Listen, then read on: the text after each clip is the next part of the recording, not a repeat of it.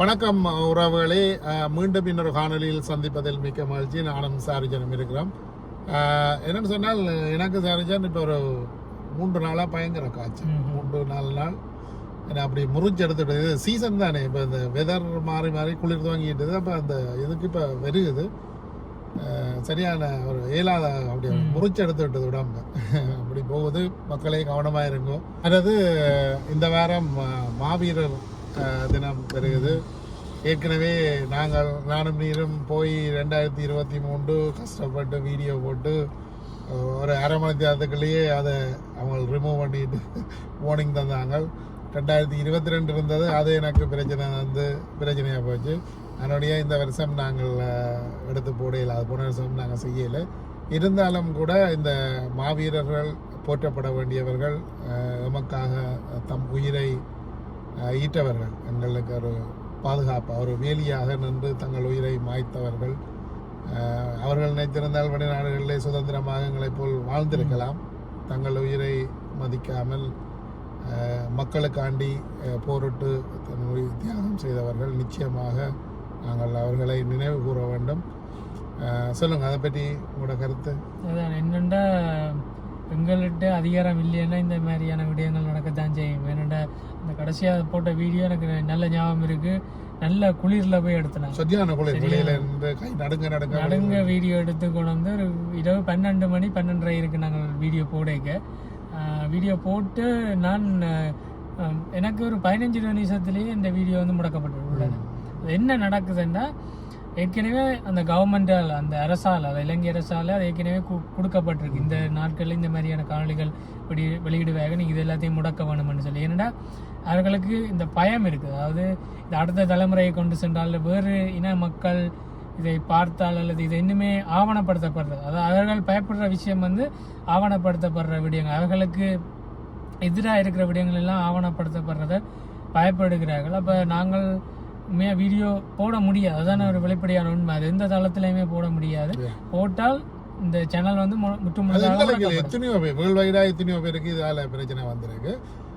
அதுவும் இப்போ இலங்கையில அனுராகவன்மெண்ட் நீங்கள் அதை நினைவு கூறலாம்ட்டு விட்டுருக்கணும். இருந்தாலும் அங்கே அந்த பிரச்சனை இருக்குது. முந்தைய மாதிரி செய்யலாது உடைச்சு அந்த எல்லாம் அந்த இடங்கள் எல்லாத்தையும் தகர்த்து அந்த இது ஒரு மாற்றமா இருக்கும் இலங்கையில். ஏன்னா இப்ப அனுரா அரசு இப்படி இவர்களை நினைவுற விடுறது வந்து சிங்கள இனவாதிகள் வந்து அரசியல்வாதிகள் அதை மாற்றலாம். அவர்கள் நினைவு கூறி கொண்டிருக்கிறார்கள் சொல்லிக்க அவர்கள் தங்களுக்கு தேவையான அரசியல்வாதிகளை மக்கள் நாடலாம். ஏன்னா இப்ப வரைக்கும் சிங்கள மக்களுக்கு இன்னுமே இந்த பிரச்சனை பத்தி எந்த ஒரு தெளிவும் இல்லை.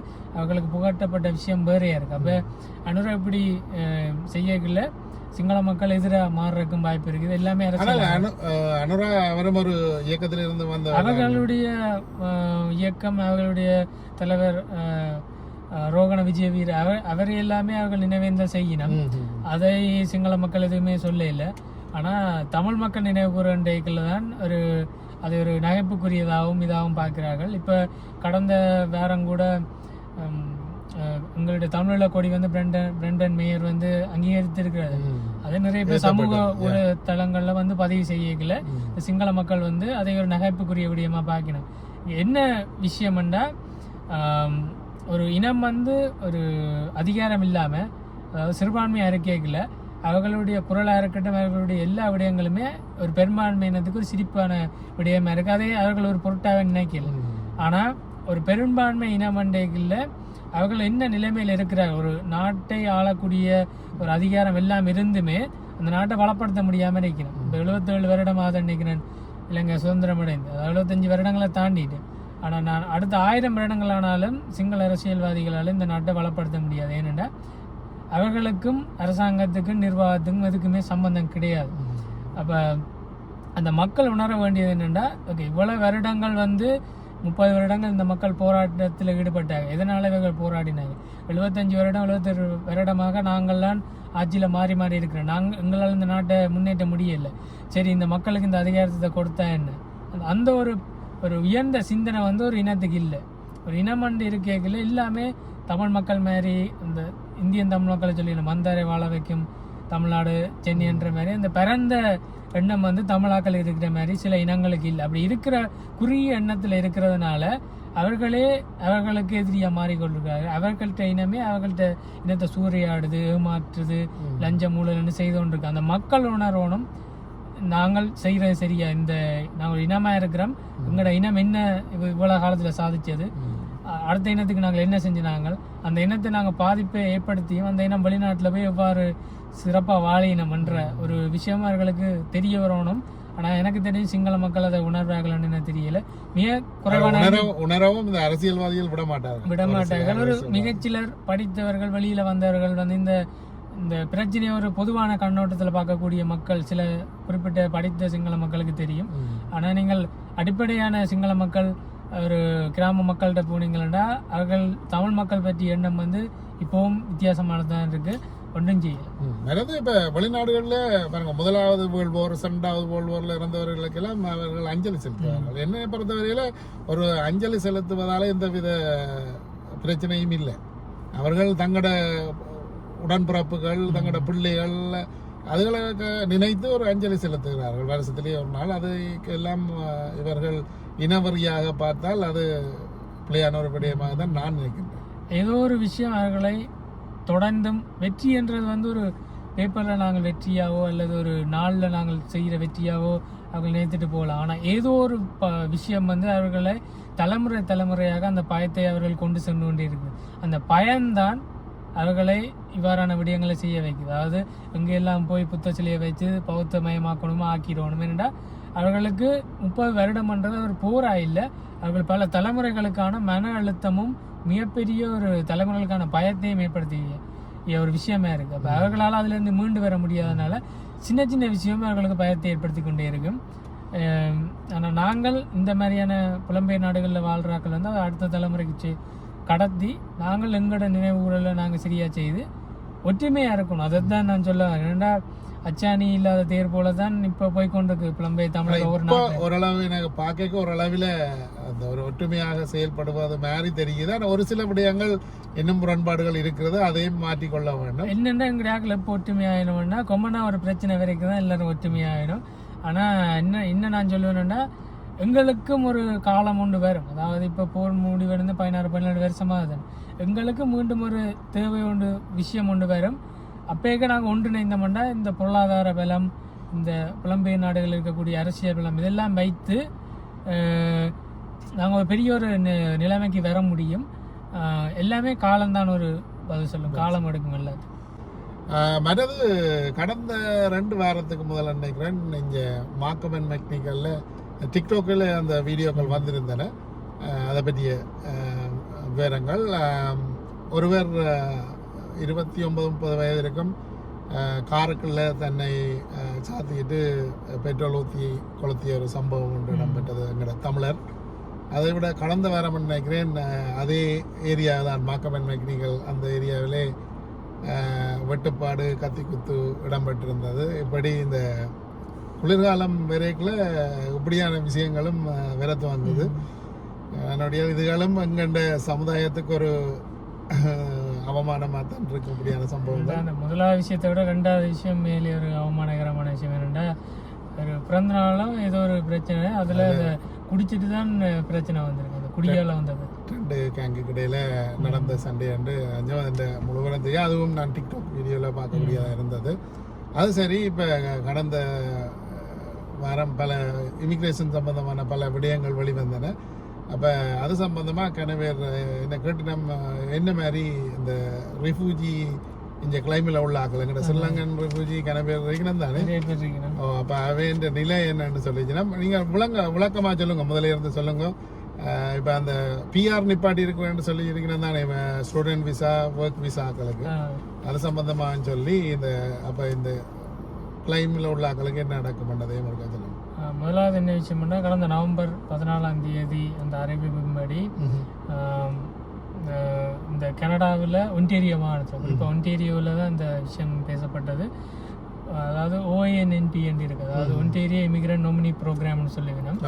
அது கனடாக்குள்ள, அதுவும் குறிப்பாக ஒன்டேரியோக்குள்ள வந்து இங்கே இருக்கிற வேலைத்தலங்களை வேலை செய்யணும். அதை வந்து அந்த நொமினி ப்ரோக்ராமை பயன்படுத்தி பிஆருக்கு எலிஜிபிள் ஆகலாம்.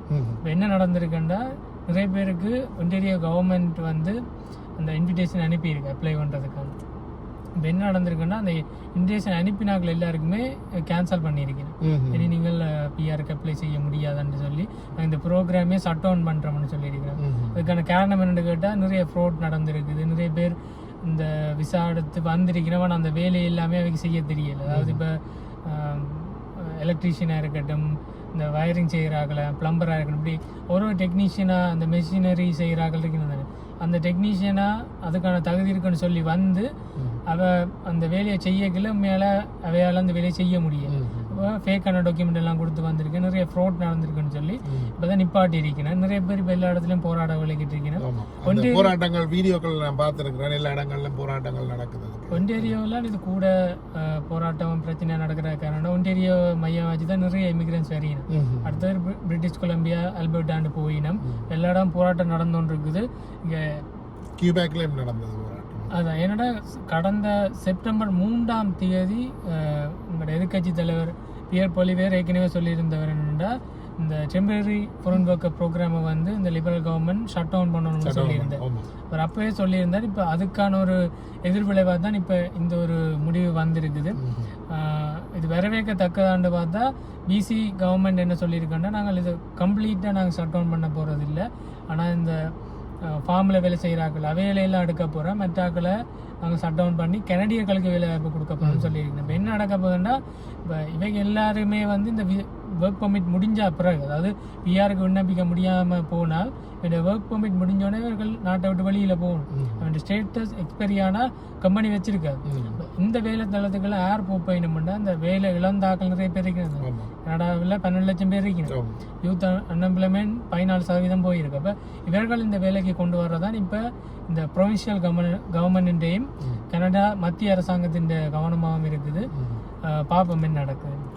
அப்போ இவர்களுக்கு அந்த ஒர்க் பர்மிட் ரெனியூ பண்ணி கொடுப்பாங்க. இப்போ பிஆர் தான் தடை செய்யப்பட்டிருக்கு, ஒர்க் பர்மிட் ரெனியூ பண்ணி கொடுப்பார்களா? அதுவும் சொல்ல முடியாது. இப்போ ரினியூ பண்ணி கொடுத்தாலும் பல தடவை அப்படி ரினியூ பண்ணி கொடுக்கல தானே. அவர்களை குறிப்பிட்ட ஆண்டுக்கு தான் ஒர்க் பர்மிட் எடுத்து வந்திருப்பாங்க. அதுக்கு பிறகு அடுத்த கட்டம் பிஆராக தான் அவர்களுக்கு இருந்திருக்கு. இது வரைக்கும் அப்படிதான் இருந்தது. இப்படி இருக்கையில் இவர்களுக்கு ரினியூ பண்ணி கொடுப்பார்களான்ற ஒரு சந்தேகம் இருக்கு. அப்படி கொடுத்தாலும் அடுத்த அந்த ரினியூவல் அடுத்த ஒரு 3 வருடமோ 2 வருடம் போன அப்புறம் பிஆர் அவர்கள் கிடைக்க போறதே இல்லை. அப்படின்ட்டு அவங்க ரினியூ பண்ணியும் ஒரு 3-4 வருஷம் இங்கே 2-3 வருஷம் வேலை செஞ்சும் அவர்களுக்கு பிஆர் கிடைக்காதுன்னு தெரிஞ்சா அவர்களுக்கு அது ஒரு ஏற்றுக்கொள்ள முடியாத ஒரு நான்கள் பெற வரையில். இப்போ ஒரு சிலர் என்ன செய்யணும் என்றால், இப்போ இங்கே உள்ள ஆக்கள் இருக்குன்னு தானே, இங்கே இமிகிரண்டா இங்கே பிறந்த அவே கல்யாணம் வயசு இப்படி 30,000 தாரம், 50,000 தாரம், 40,000 தாரம் கேட்டு ரெஜிஸ்டர் பண்ணுறதுக்கு ட்ரை பண்ணினோம். ஆனால் அது இனி சரிப்பட்டு வர கனடாவில் அந்த முறை சரிப்பட்டு வர. அண்ட் அதை வந்து கனடா IRCC வந்து கண்டுபிடிச்சிருக்குது. இது அதாவது ஒரு பிஆரை பெறுவதற்காக நடக்கிற ஃபேக் மேரேஜஸ்ன்னு சொல்லி நிறைய பிடிச்சிருக்கிறாங்க. அப்போ இது வந்து இனி ஒரு மேரேஜ் பண்ணி எடுக்கிறன்றது வந்து எல்லாருக்குமே அக்செப்ட் ஆகாது. நிறைய காலம் எடுக்கும். ஏன்னா அதை ப்ரூவ் பண்ணணுமெண்டாக்காக நிறைய டைம் எடுக்கும். இப்போ இனி அதுவும் வேலைக்கு ஆகாது. நிறைய பேர் வந்து சத்தமே இல்லாமல் வெளியேறி கொண்டிருக்கிறார்கள்ன்றது தான் உண்மை கனடாவில். அடுத்தது இந்த கனடாவில் IRCC ஒரு முக்கியமான ஒரு நிறுவனமாக இருக்குது தானே. அதில் வந்து இந்த விண்ணப்பம் பேக்லாக் ஆனது வந்து கடந்த செப்டம்பர் 30ஆம் தேதி வரைக்கும் தெரிய வந்தது. 9,96,700 விண்ணப்பம் வந்து பரிசீலிக்கப்படாமல் இருக்குது. உண்மையிலேயே அவங்கள்ட்ட சர்வீஸ் ஸ்டாண்டர்டின் படி கிட்டத்தட்ட அவங்க 22 லட்சம் விண்ணப்பம் அவைக்கு வந்திருக்கு. அதில் அவங்க கிட்டத்தட்ட 12,03,400 அப்ளிகேஷன் வந்து ப்ரோசஸ் பண்ணிட்டு ப்ரோசஸ் பண்ணாமல் இப்போ இருக்கிறதா 9 லட்சம் விண்ணப்பம் பண்ணுங்க. இப்போவும் மக்கள் விண்ணப்பிச்சு கொண்டே தான் இருக்கேன் கனடாவில். அது நிற்கிற மாதிரி தெரியல. நான் இன்னும் கொஞ்ச நேரத்தில் ஒவ்வொரு மாதமும் எவ்வளவு அந்த விண்ணப்பம் பேக்லாக் ஆனதுன்ற ஒரு ஒப்பீடாக சொல்லலாம் கடைசியில். இப்போ நீங்கள் சொன்ன மாதிரி இந்த அகதி கோரிக்கைன்றது வந்து கனடாவில் இப்போது, அதாவது இப்போதைக்கு கனடாவில் 3 லட்சம் அகதி விண்ணப்பங்கள் இருக்குது.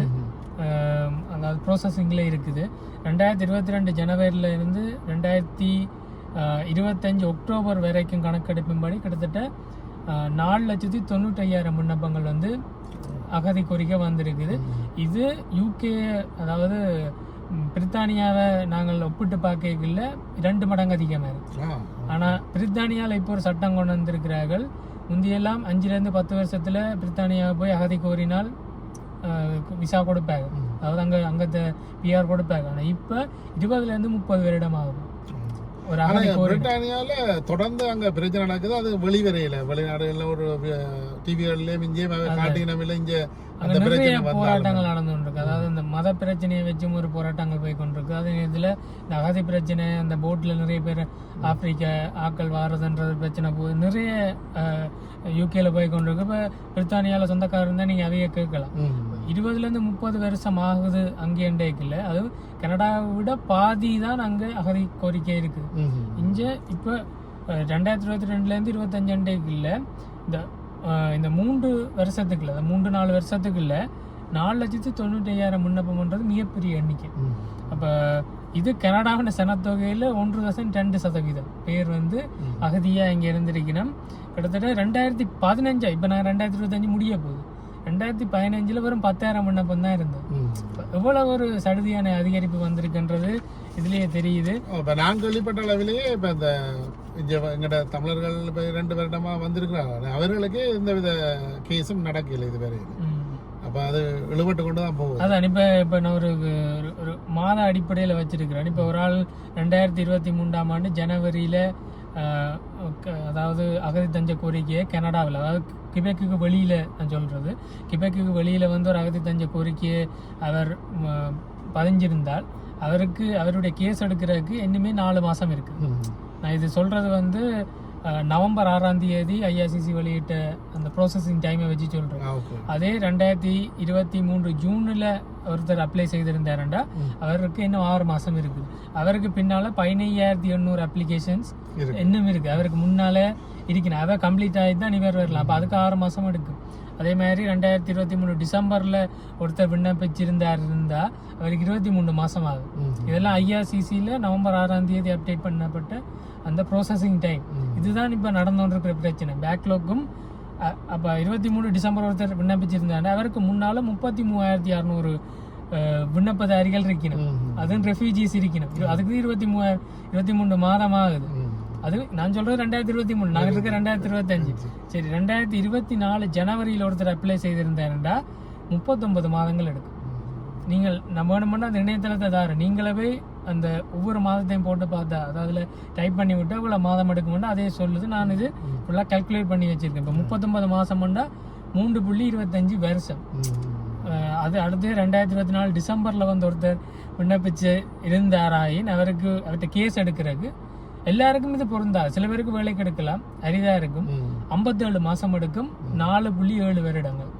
சரியா? அவருக்கு முன்னால 81,300 அகதிகள் இருக்கணும் கேஸ் எடுக்கிறாங்க.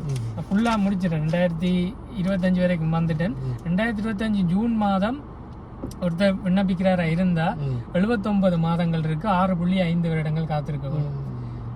அவருக்கு முன்னால 1,13,000 விண்ணப்பதாரிகள் முன்னுக்கு இருக்கணும். அவ முடிச்சுதான் இவருக்கு வரலாம். 2025 அக்டோபர்ல ஒருத்தர் விண்ணப்பித்த இருந்தா அவருக்கு 95 மாதங்கள், 7.9 வருடங்கள், 8 வருஷம் ஆகும். இப்போ யாராவது ரீசெண்டா வந்து அகதி அடிச்சிருந்தீங்களா என்ன சொல்றேன்னு தெரியல. 1,35,400 பேர் உங்களுக்கு முன்னால நிக்கணும். இங்க வேலை செய்யக்கூடிய ஒரு பிரச்சனை, ஒரு இடம் போயிடாத ஒரு கேஸ் எடுக்க 8 வருஷம் அவ்வளவு காலம் காத்திருக்க வேண்டி வேற போகுது. ஏன்னா 3 லட்சம் பேர் இருக்கணும் ஏற்கனவே. இந்த 3.5 வருஷத்துக்குள்ள 4,95,000 பேருண்டா கிட்டத்தட்ட ஒரு 5 லட்சம் பேர் அகதி கோரி இருக்கணும். இன்னும் கோரிக்கொண்டே இருக்கணும். இங்க அதுதான் ஒரு பெரிய பிரச்சனை. ஆக்கள் கோர இந்த 8 வருஷம் 12 வருஷம் 15 வருஷமா போகுது. யூகேல இந்த பிரச்சனை வந்தது காரணம் 5 to 10 வருஷமா இருந்தது, 20 to 30 போனது காரணம் என்னடா அவங்கள்ட்ட இந்த ஹோம் ஆஃபீஸ்ன்னு சொல்லுவாங்க, அவங்களோட சட்டம் கொண்டபடியால அப்படி ஆயிருக்கு. அகதி கோரியாக்களுக்கு சொல்லக்கூடிய என்ன விஷயம் என்னடா, எனி கேஸ் ஒரு ஆளுக்கு வேலைக்கு கிடைச்சிட்டுன்னா அது ஒரு அதிர்ஷ்டம்னு சொல்லலாம், அது லோட்ரி என்று தான் சொல்லலாம். மற்றபடி இது IRCC அந்த நம்பர்களை தான் நான் சொல்லியிருக்கேன். 2023 டிசம்பர் அப்ளை பண்ணவர்களுக்கு, அதாவது 2023 டிசம்பர் அப்ளை பண்ண ஒருவருக்கு 23 மாதங்கள் எடுக்குது. அன்றைக்கு 24 இருக்குது, 25 இருக்குது. அப்போ இதுக்கிட்டே அப்ளை பண்ணாலும் எப்படியும் 2-3 வருடங்கள் ஆகும் என்ன நடக்கும். அதான் வெளிப்படையான விஷயம். இது ஐஆர்சிசி சொன்னது, நான் சொன்னது அவ்வளோ. இப்போ இந்த சுச்சுவேஷனில் இந்த வேலை வாய்ப்புகள் எல்லாம் எப்படி கனடா நிலைமை எப்படி போகுது? உண்மையாக சொன்னால் வேலை வாய்ப்புன்றது படித்தவர்களுக்கும் வேலை இல்லை. அதே மாதிரி இந்த ஸ்கில் ட்ரேடில் வேலை செய்யக்கூடிய மேனுவல் லேபராக வேலை செய்யக்கூடிய ஆட்களுக்கும் வேலைன்றது வந்து ஒரு 8 அகனியாக தான் இருக்குது. அங்கேயும் ரெஃபரன்ஸ் பயன்படுத்தி தான் உள்ளே போகக்கூடியதாக இருக்குது. அங்கேயுமே போட்டி நிலவுது. ஏனெண்டா ஒரு இடத்துல ரெஃபரன்ஸ் மூலம் போகிறோம்டா அங்கேயே வேறு யாரும் ரெஃபரன்ஸ் பண்ணி விடைக்க அவைகளே தேர்ந்தெடுத்து தான் எடுக்கிறார்கள். தேடிக்கொண்டு தான் இருக்கணும், கிடைக்கும் பெற அவ்வளோதான் சொல்ல முடியும். அவ்வளோத்துக்கு கிடையாது. என்னென்ன நேற்று என்னோட கேட்க சொன்னார், வீட்டில் இருந்து வித்து போட்டு இப்போ கொண்ட வெளியே போடணும்.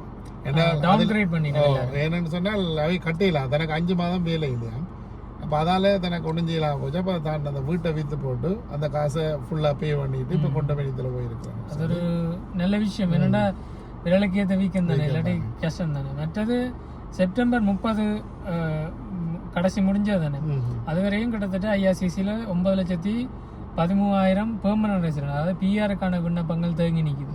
அதில் எல்லாருமே வரையணும். அதாவது உள்ள கனடாக்கள் எக்ஸ்பிரஸ் என்ட்ரியில் இருக்கிறார்கள், இந்த நான் சொன்ன ப்ரொவின்சியல் நோமினி ப்ரோக்ராமில் இருக்கிறார்கள், ஃபேமிலி ஸ்பான்சர்ஷிப்பில் இருக்கிறார்கள், எல்லாம் சேர்த்து 9,13,000 பேர் இருக்கணும். மற்ற இன்னொரு விஷயம் நான் அதில் சொன்னேன் தானே, 3 லட்சம் பேர் ஆதி கோரினண்டு. ஒரு வருடத்துக்கு அகதி கொடுக்கறது, ஒரு வருடத்துக்கு கனடா அரசு பிஆர் கொடுக்க போகிறது வந்து இனி அடுத்த வருஷம் 3 வருடத்துக்கு, ஒரு வருடத்துக்கு 3,80,000 பேர் படி கொடுக்க போகிறாரு.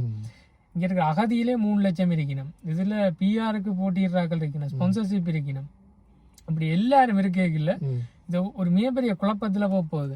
அதே மாதிரி இந்த டிபார்ட்மெண்ட் டேட்டா, அதாவது ஐஆர்சிசி இந்த டிபார்ட்மெண்ட் டேட்டாவின் படி இந்த 9 லட்சம் சொச்ச பிஆர் அப்ளிகேஷன் இருக்குது, 9,13,800 பெர்மனன்ட் ரெசிடென்ட். அதில் 4,31,400 மட்டுமே வந்து, அதாவது 47% விண்ணப்பம் வந்து அவை இந்த சர்வீஸ் ஸ்டாண்டர்டுக்கு இருக்கிறபடியால் அவை விண்ணப்பங்களை வந்து அவையால் பரிசீலிக்கக்கூடியதாக இருக்குது.